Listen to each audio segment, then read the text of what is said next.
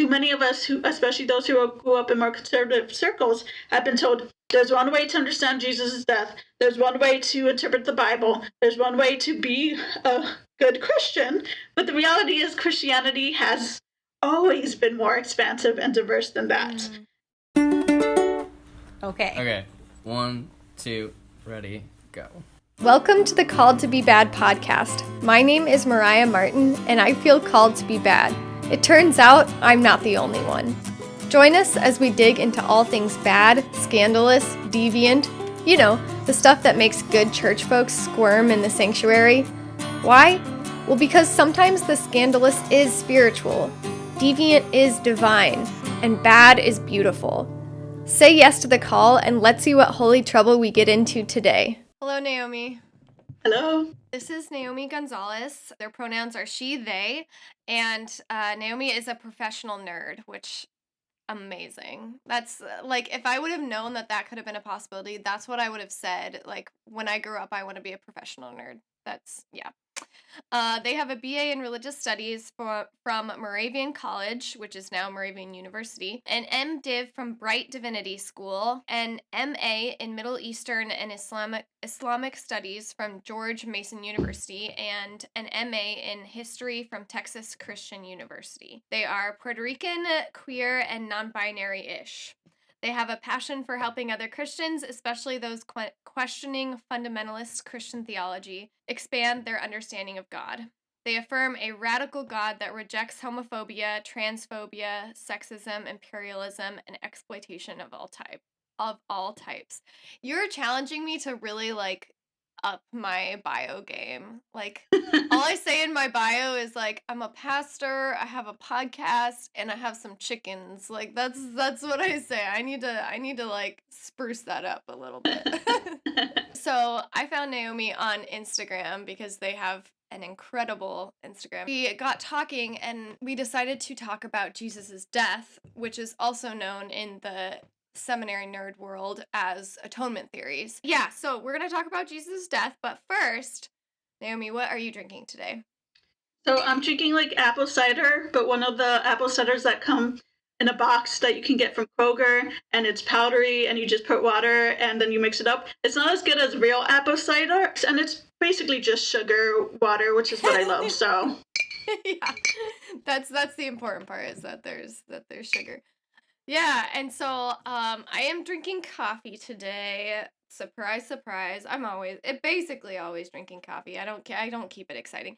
And today, I don't have a mug about Jesus's death. I need to work on that. But I have a mug that says I'm nuts for coffee. And it's got a squirrel in it. I haven't drank out of this mug in a while, so I just thought it was time. Hello, beloved baddies. A quick break to tell you that this episode is sponsored by the Center for Art, Humor, and Soul, a nonprofit that supports and amplifies the voices of edgewalkers through art that catalyzes change, laughter that brings us together, and soul awakening to the creative spark within us. The support from the Center for Art, Humor, and Soul has meant the world to this podcast. So I highly encourage you to check out their website, arthumorandsoul.com, to see their other featured artists and projects. If you want to support the podcast, you can check out our Patreon or get in touch. So the death of Jesus, there's no good transition into talking about it. Why, of all things, did you pick Jesus's death?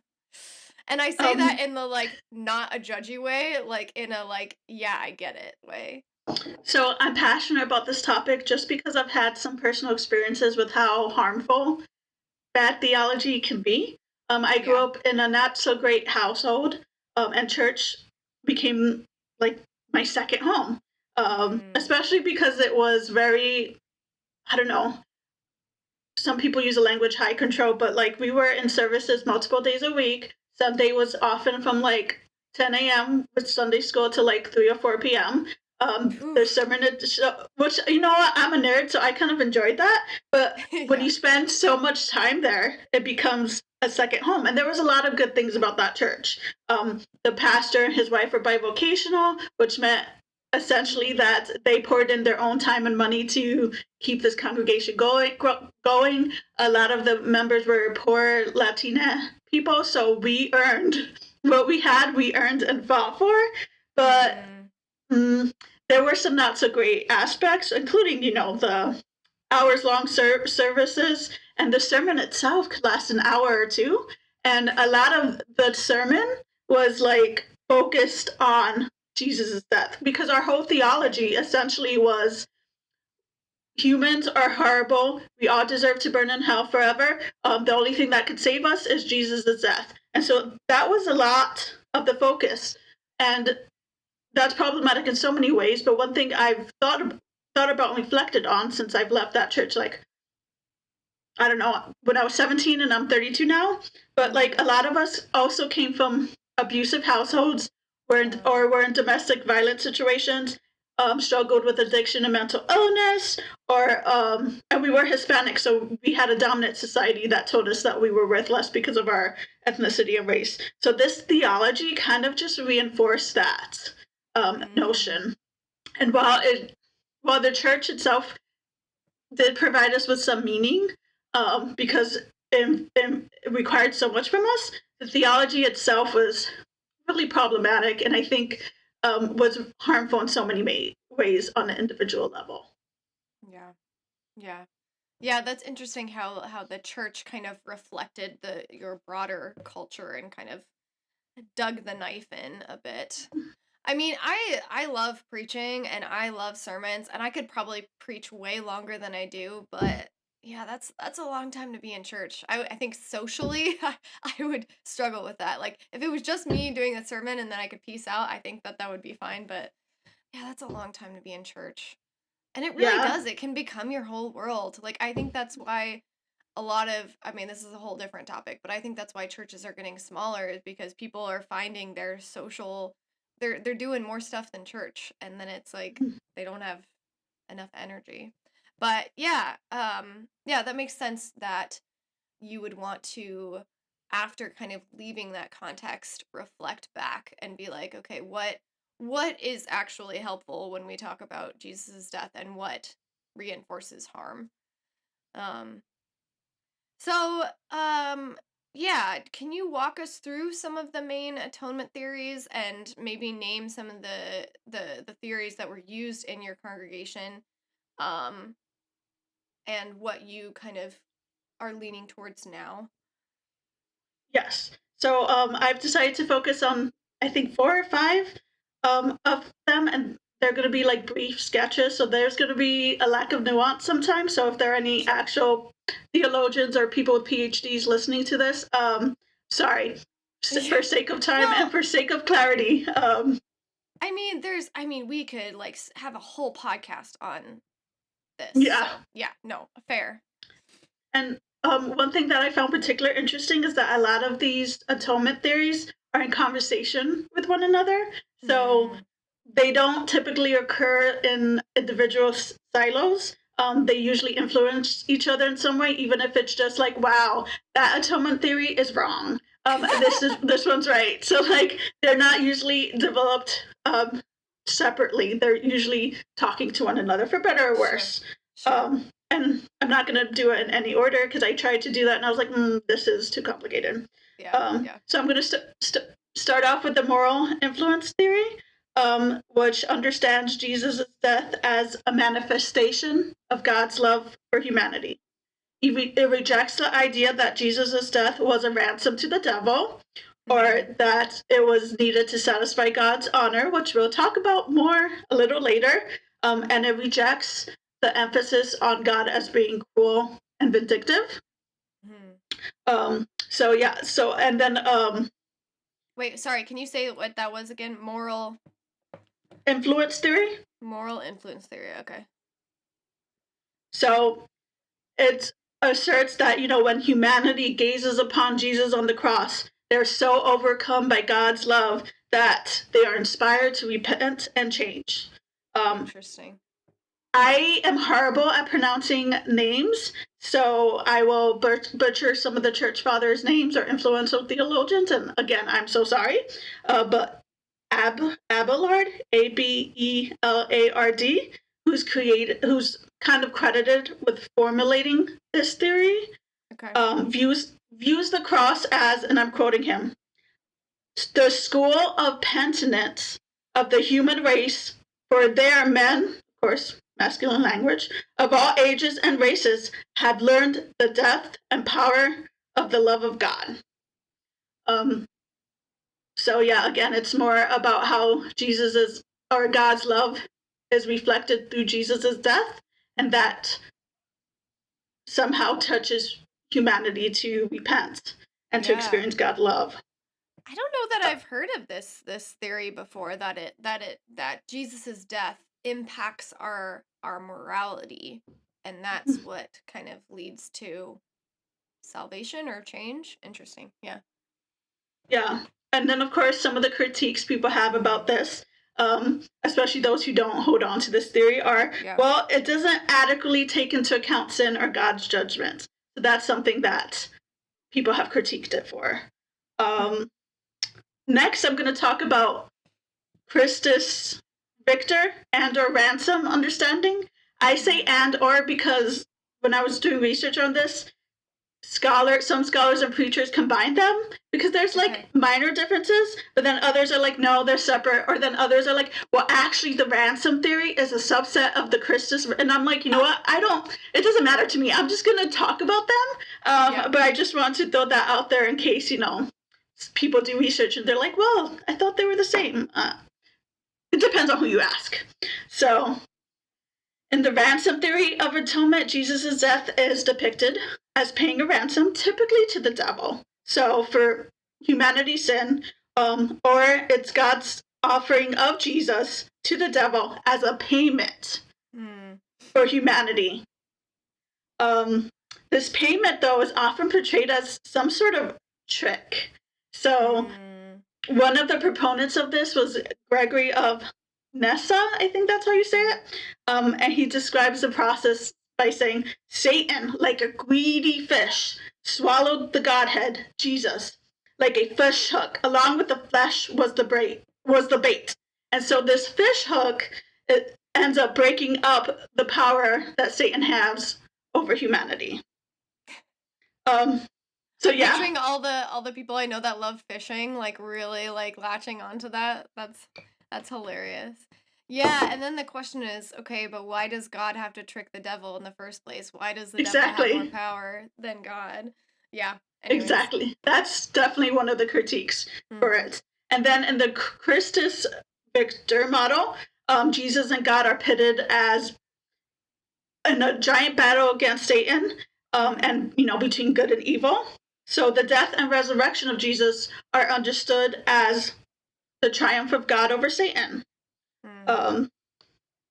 So yeah, and again, some of the critiques, like we mentioned already, is why is Satan so powerful, and why is God paying a ransom to Satan, and then why does God have to be so trickster?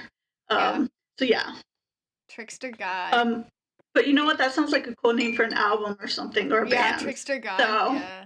Well, I think of like in the Bible, there's a lot, like Jacob has that kind of like trickster motif of like the fox. Anyways, yeah.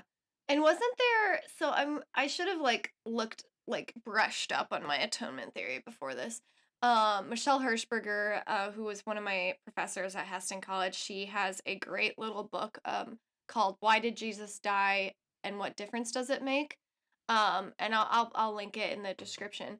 But she goes through these, and I think wasn't one of the ransom theories, wasn't it rooted in like the feudal systems where like, maybe I'm getting ahead of myself, where they would like pay ransom for things, and so it like made sense in the cultural context that they would think of Jesus's death that way, but now we don't think of it that way.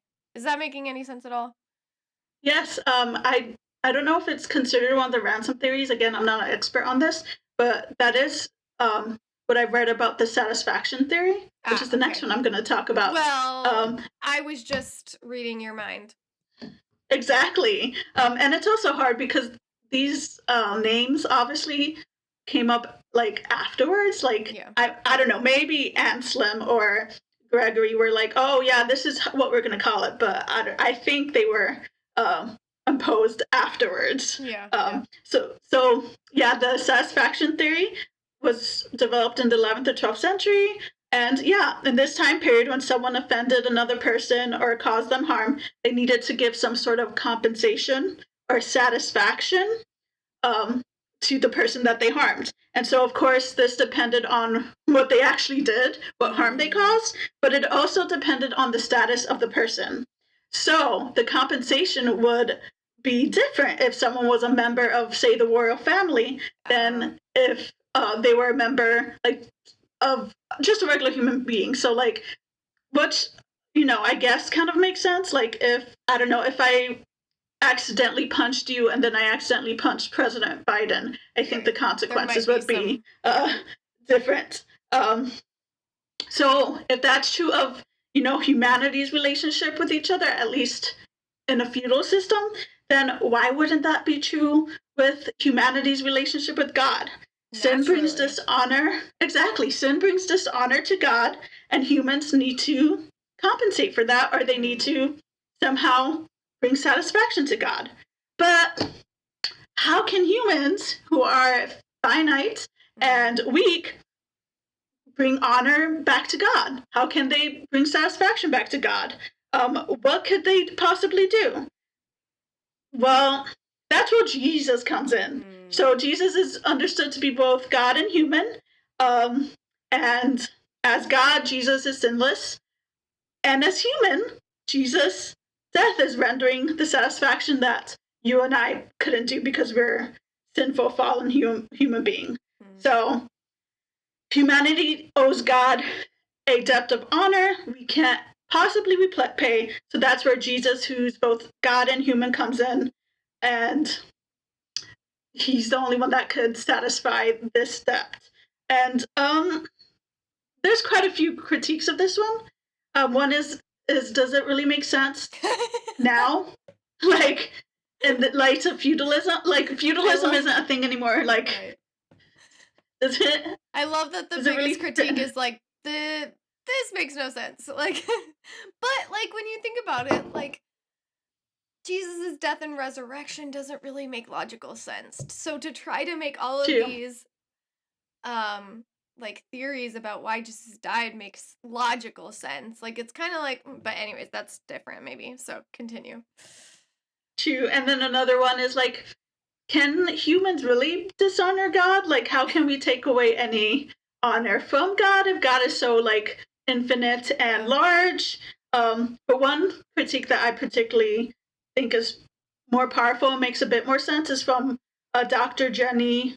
Dr. J. Denny Weaver. And so he references the story of the prodigal son. Was a Mennonite. I'm from the Anabaptist Mennonite tradition, so oh, cool. I just want to shout out to Mennonites. I'm pretty sure people in the comments yeah, are I think so too. No, but I'm pretty sure J. Denny Weaver is Mennonite. Anyways, continue. So anyway, so he references the story of the prodigal son in his critique. So I'm going to quote him. It's going to be a bit of a lengthy quote, sorry, but I just thought it was so good that it needed to be included. Sure. So Dr. Weaver says, the God envisioned in satisfaction atonement is not actually a merciful God. This God forgives only after receiving his pound of flesh, only after having divine justice or divine honor restored through the death of Jesus. God can forgive sinners only because Jesus has first done something to satisfy the demand of God, that sin be dealt with. If the father of the parable acted on the model of satisfaction, atonement, he might have demanded a work program for the son to repay the squandered inheritance. Genuine forgiveness is not predicted on balancing sin and evil with punishment. It is truly grace. So those theories. I don't know about other people, but I haven't really experienced a lot of those theories outside of like reading and researching on them. But one important thing to note is that the satisfaction theory influenced penal substitutionary atonement theory, which is the one I'm going to talk about in a few minutes, because 16th century Protestant reformers said, God's honor, no, we can't hurt God's honor. But you know what? God is a God of justice. So they kind of expanded it and retooled it. So instead of, dealing with God's honor, it deals with God's justice. And so this is the atonement theory that I more or less grew up with. And I think I would argue it's the dominant atonement theory for evangelical Christianity. Okay. And it's also my least favorite theory. But that's because I think it's caused the most harm. Yeah. And I'll talk a little bit later about the harm I think it's caused. But yeah, this is the one that was pounded into my head as a child. So a core part of this atonement theory is that human beings are so sinful and God is so just and sinless that we deserve to be punished. And this punishment, in most cases, is eternal. For my church, it was we deserve to spend an eternity in hell. Or from everything because we said a white lie to committing murder. Like, we were just, everything we did was so sinful that we were never going to be good enough to satisfy this God who's so just and righteous. So yeah, nothing we could do could ever atone for our sinfulness. And we could try to obey God, but we were going to fail because we're sinful human beings. But God is still a God of justice, and God demands that justice. So how can humanity escape a much-deserved, eternity in hell if we can never be perfect? So that's where, hey, Jesus comes in. Jesus, again, sinless, both human and God, dies in our place. Jesus takes on the punishment that we should have taken on, and Jesus dies. And the idea is Jesus had to die. This was something that had to occur, that, God loved us so much that sent Jesus to die first. It was a necessity. And there's a lot to critique in this understanding of Jesus. I don't even know where to begin. Well, I think one critique, to be fair, can be lobbied against all the other ones I talk about. And it's the idea that Jesus' death is a necessity. It's just that the reason why it was necessary differs for each of the atonement theories. Sure. So in this one, Jesus' death is necessary because, well, humans need to fulfill God's justice, and we can't. So Jesus does it for us. Another critique is, why does God have such a narrow view of justice? Yeah. And why does this narrow view of justice seem to be more dominant than God's love and compassion? And even if justice is, somehow needed to be, satisfied or fulfilled, I mean, why can't God think of any other way to do it? Like, God makes the rules. Like there's I don't no know. there's no other way other than death, crucifixion, cross, blood. Like, really? Yeah. And it's like, but God, you made the rules. Like, you can think of something more. So yeah. And something that's I don't know. I guess, like I said, all of the atonement theories we talked about view Jesus' death as necessary, but penal substitutionary seems to go an extra level and view it as redemptive. And so the idea of violence being redemptive is super problematic. There's some theologians like Dr. Rita Nakashima Brock and Dr. Roberta C. Bondi who talked about how this idea of violence being redemptive has caused massive harm to abuse victims. Because this idea that, suffering is a good. And we have to acknowledge that we live in a racist, sexist society. So this idea of violence being redemptive or violence being good has particular negative connotations for people of color and for women. This theology has been used to silence people who've been abused. Yeah. And there are larger ramifications, like, look at how the U.S. military describes its military actions. Often they use the language of necessity and sacrifice. One of my undergraduate professors, Dr. Kelly Denton Borhog, has spent years researching the connection between atonement theology and the military-industrial complex. Oh, fascinating.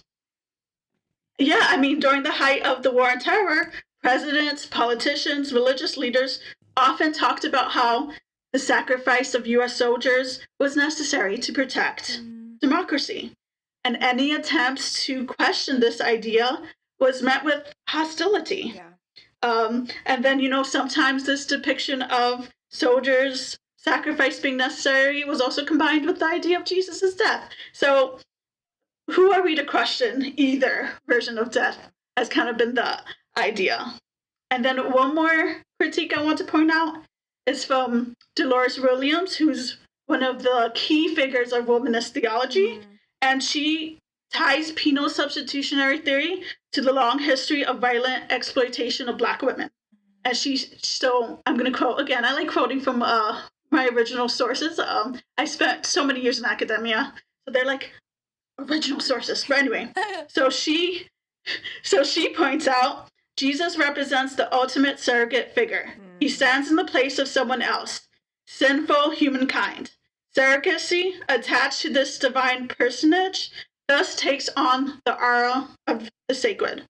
It is therefore fitting and proper for Black women to ask whether the image of a surrogate, God, has salvific purpose or salvific power for Black women, or rather the image supports and reinforces the exploitation that has accompanied their experience with surrogacy. Wow. If Black women accept this idea of redemption, can they not also passively accept the exploitation that surrogacy brings? So understanding Jesus, the various atonement theories aren't just theology talk. Like, I mean, I love theology talk, but they have practical implications. Yeah. And so right now, penal substitutionary theory, at least in evangelical, more conservative circles, is the dominant understanding. And because the U.S. has such a interesting, to say the least, relationship with politics and religion, that bleeds into having that bleeds into causing ramifications that go beyond just talking about theology. Yeah, there's a song that keeps coming up in my head. I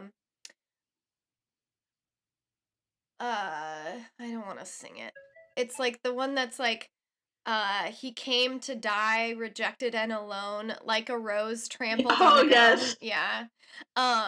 So just that whole idea of like Jesus's sole purpose was for that he died. And I struggle with that because like, okay, then why do we have like the whole gospels? Like why don't we just rip that out and just skip to the death? Like why wasn't he sacrificed as an infant? Like why did he live those 3 years of ministry, and why did we keep all of his teachings if it was just about his death?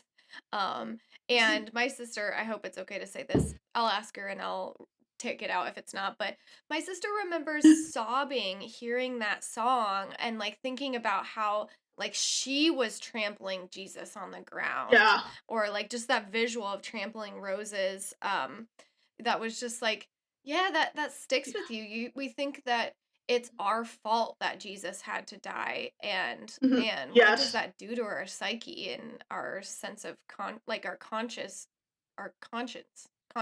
Yeah. Yeah. Whew.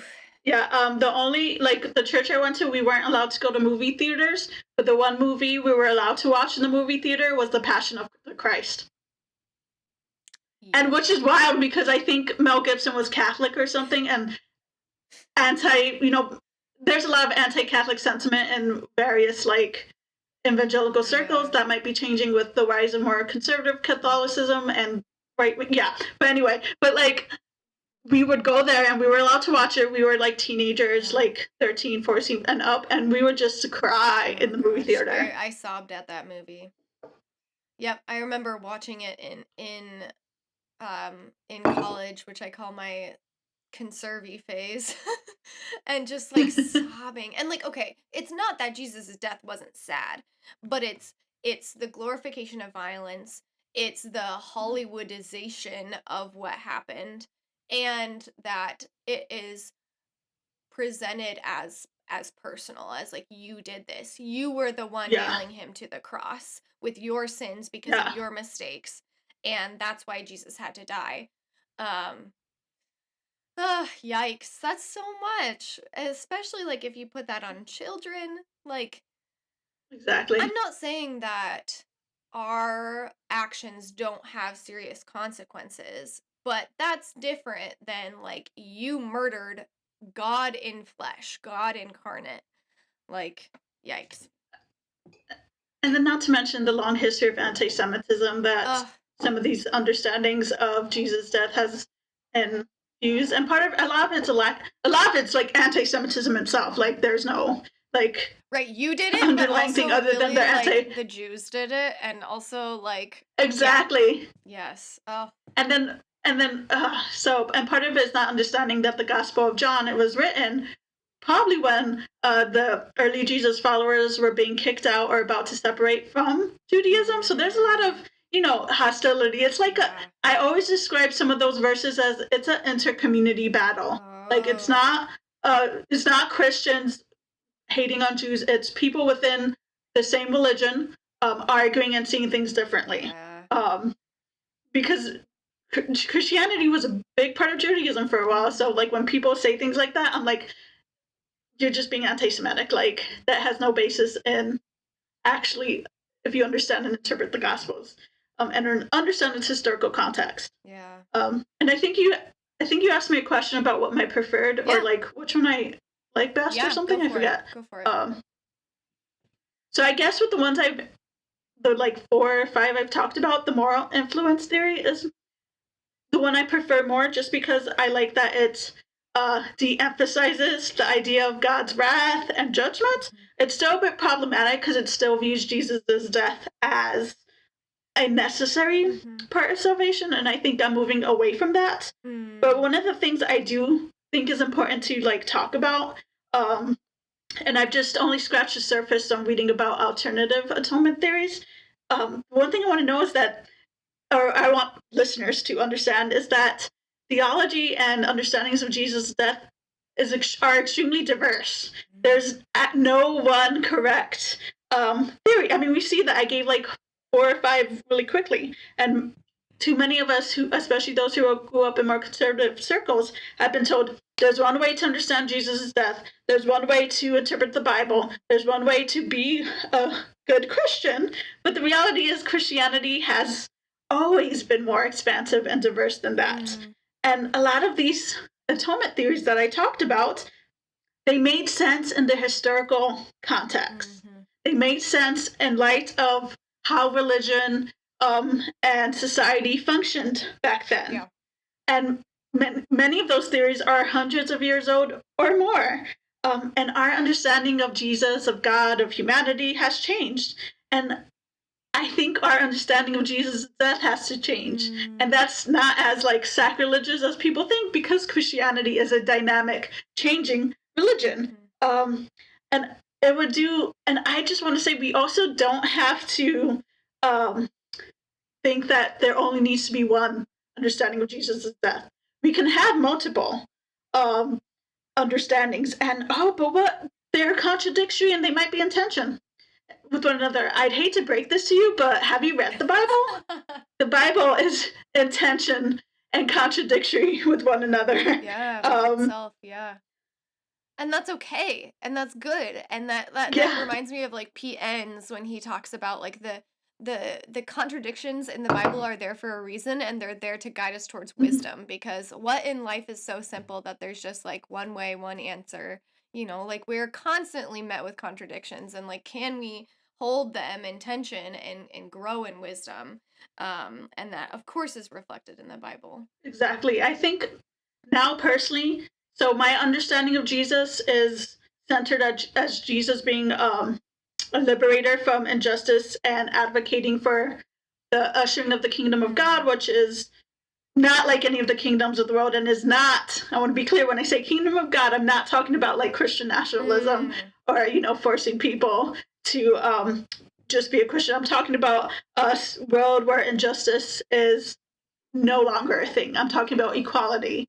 That's what I talk about that. And so because of that, when I think about Jesus' death personally, I'm at the point where I don't think it was necessary, but I think it was inevitable. And what I mean is Jesus challenged the empire, challenged religious leadership of that day, and advocated for a different kingdom. And you don't do that with empires. We see that today with people who advocate for justice, who go against authoritarian regimes or even democratic ones, and they end up being killed. So for me, Jesus's death was not necessary, but it was inevitable based on his advocacy for a world that challenged the oppressive status quo. Yeah. So as to whether or not, well, what would happen if Jesus didn't die? I don't know. We might not have been be having this conversation. Right. Who knows what Christianity would have looked like then? But the fact is, Jesus died. But I don't think his death was necessary for our salvation. I don't think it was necessary because we're so horrible that God's justice or God's honor needed to be satisfied. Well, what's gonna get us? That's person where I'm what's falling. gonna get us to heaven, Naomi? Then, if there was no death on the cross. Well, first, I don't believe in hell, so let's throw that out. And if there's a heaven, I don't know why we would need something to get into it. Like, I don't know. For me, yeah. Go ahead. I also don't think that that's the point of the Gospels. I think a lot of the language about that people have interpreted to be about heaven is actually about the kingdom of God, which people back then thought was going to be in the here and now and relatively quickly, and which involved overthrowing the Roman Empire. So yes. So if we are moving away from this, like, there is one way to view Jesus's death, and that's the right way. Like, how would a more complete or nuanced view of Jesus's death, like, change our beliefs, change Christianity, or change the church? So a more nuanced understanding of Jesus' death can help it return to its liberative roots. Christianity, like I said before, has never been a monolithic religion, though there have been many, many attempts to try and force it to be a singular, coercive or cohesive, object. But the issue is that this desire to have a singular form of Christianity, when met with political power, has been bad news for most and not people. In the, like, good, except good those in power. The bad news, like we talk about, but yes. But, like, actually bad. No, like oppressive and caused harm. What had started off as a religion that critiqued empire, that sought to bring it down, has become a tool of empire. And so the idea that there's only one way to correctly understand Jesus' death has contributed massively to the use of Christianity as a tool of oppression. And for me, I believe that in order for Christianity to go back to being a religion of liberation, it has to allow nuanced and critical thinking of even its most cherished theological ideas, and it needs to allow for a diversity of thought. Christians often don't recognize that Christianity has changed and evolved over the last 2,000 years.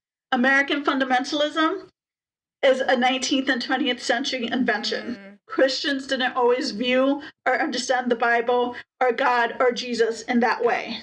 And in the same way, like I said before, Jesus' death and understandings have evolved over certain periods of time. And I think this is important to recognize that, because I think when harmful ideas start to arise, like Christian nationalism, Christian fascism, people can say, wait, this harmful and destructive form of Christian theology hasn't always been around. This understanding of Jesus hasn't always been around. Let's examine what that means. And then I also think it means that when ideas that have passed down to us thousands of years are no longer applicable, we can say, well, I can understand why the early church believed this, or I can understand why fundamentalist Christianity arose in the 19th century. But I think based on our understanding of science, our understanding of humanity, our understanding of biblical scholarship, we don't have to continue in that direction. We can change, and it will be okay. It will be okay. Yeah. Right. Changing how we view the Bible or certain theological principles doesn't mean we are gonna unravel our faith completely in a way that isn't helpful. Like I think there is like if you want to stay a Christian, there is healthy unraveling. Mhm. And it doesn't have to be this slippery slope mentality of like, well, if there didn't have to be blood, then all of a sudden you're not Christian anymore and, now you Yeah. are, fill in the blank. Yeah, that's good. Yeah. And by the way, I looked up while you were talking. But I was well. That made it sound okay. I looked up J. Denny Weaver. I promise I was still listening. And he wrote. He is Anabaptist Mennonite. Of course, he's kind of like famous, so it's like a little bit embarrassing that I'm like, oh, maybe he was. Anyways, and he wrote the nonviolent atonement, which is another atonement theory that if people want to add one to their collection, is that collecting atonement Yes. theories? Yes. I mean, that's what I do. Like, I used to collect Pokemon cards. I now collect atonement theories. Amazing. I think that's one of my favorite things I've heard someone say on this podcast is that they so good. Yeah, so there's another collection. But yeah, I love that you have shifted your view to like Jesus didn't have to die, but it was inevitable that he was put to death because he challenged those systems.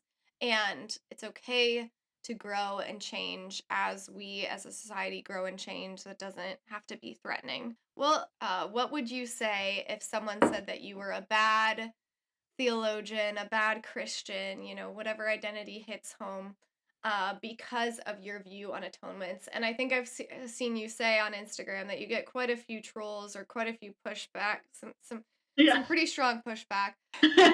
So my favorite comment was someone called me the Antichrist slave to sin. So I responded and said, actually, if I were the Antichrist, I would be the master of sin.